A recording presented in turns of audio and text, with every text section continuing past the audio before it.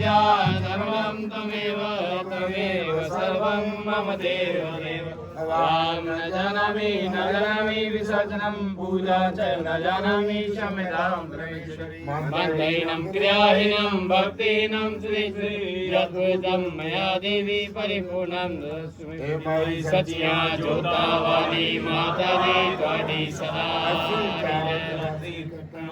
माता दी त्वाडी सदा कल्याण करने वाली माता दी त्वाडी सदा दी रक्षा करने वाली माता दी त्वाडी सदा वाली माता दी त्वाडी सदा दूर करने वाली माता दी त्वाडी सदा साचे दरबार की हर हर महादेव।